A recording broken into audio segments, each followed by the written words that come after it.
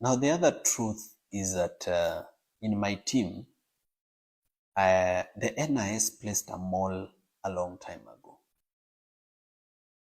You know, kweli. I have a mall on my team. Because when I got an accident in Embo, for me, nilikataza Wakenya, no, don't speculate. Nilikataza Wakenya, hapana, mwache kusema your accident was planned. Accidents happen and this has happened. But later, I realized Kenyans were not wrong to be paranoid or to be suspicious. Kenyans were actually right to be suspicious, and I was wrong not to be suspicious. Because the car that did an accident was not owned by an individual, it's owned by a company. And when you search the CR12 for that company in the register of companies and you check the directors, it's a dead end. The driver is somebody we've looked for, and we've not found him to date. Gari hata iko huko inaitwa ni Mukuruini police station. What is that place? Yes. To date, we've not found the driver. Yeah? Now, when I was arrested, there's a call that was made from this office around this building. And that call was made to DCI that I'm here. Somebody was called here, akaulizwa boss ako aliposema ako, that person called DCI. When DCI came to this office for an arrest, they didn't guess. They didn't look for my office. Remember, this compound is so big with so many offices. But they didn't look for my office. They came straight to my office as if they already had the plan and layout of the building.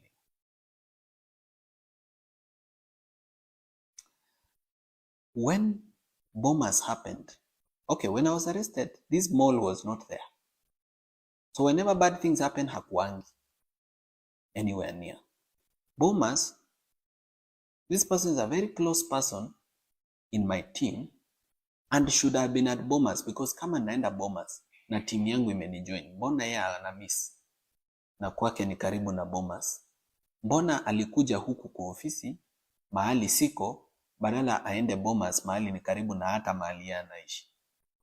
So the NIS placed a person in my team a long time ago. When you research this person's history, you are not able to know which primary school they went to, secondary school. They wiped their profile clean.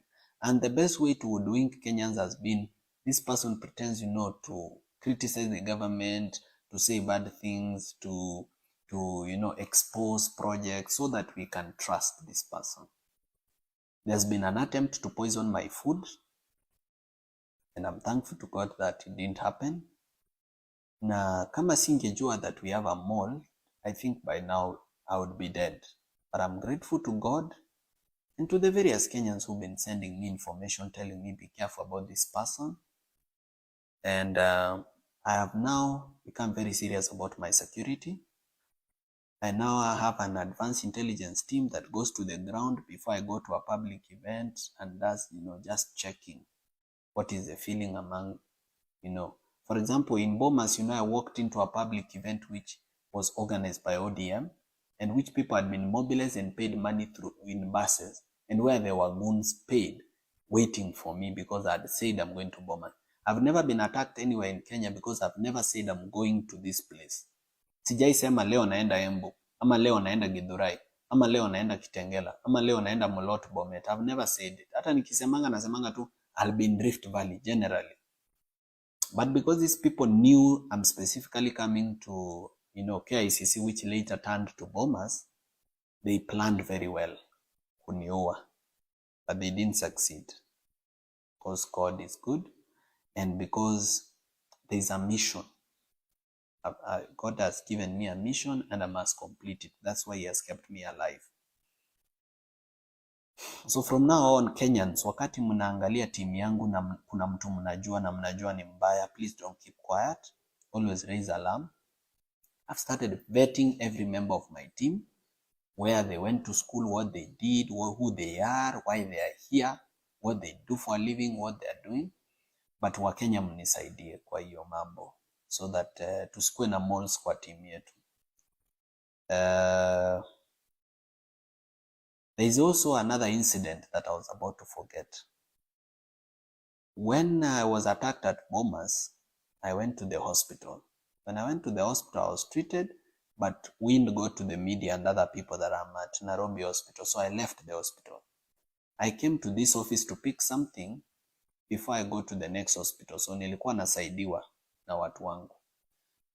Na nilipofika hapa kwa ofisi, I got information from 3 different sources that I'll be arrested. And the reason I was supposed to be arrested on Friday was the police were looking for someone to blame for what happened at Bomas.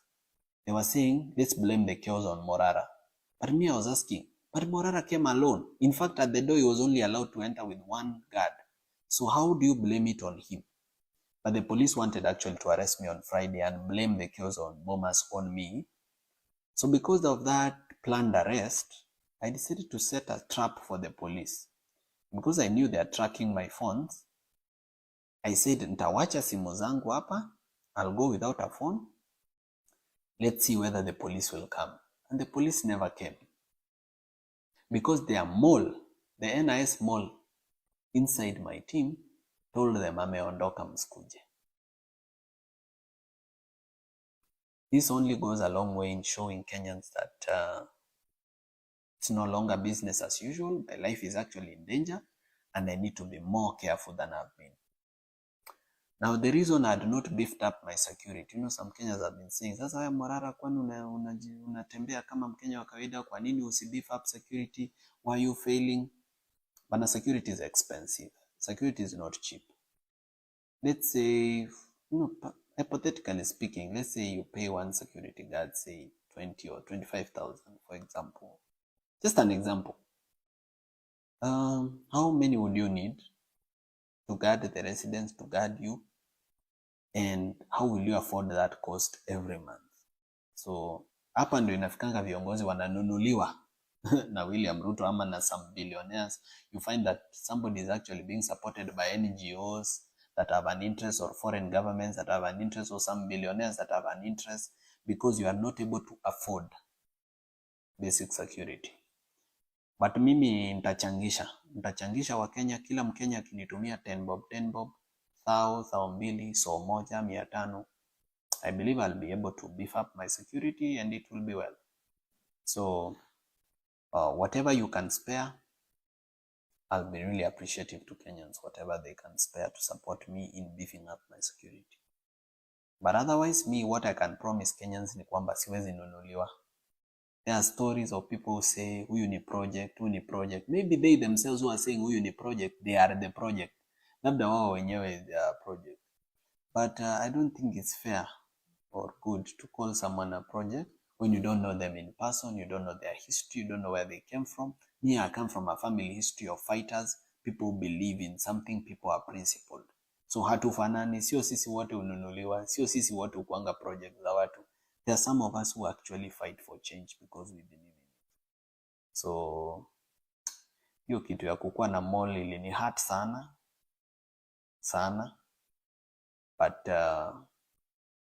ndivyo ilivyo. Unajua sikuwa na political experience vizuri, but so unaona I'm gaining and I'm learning quickly. So hata kama nilifanya hiyo makosa ya kuovertrust watu, kuenda mahali bila intelligence, ni ukweli nilifanya makosa and I'm sorry.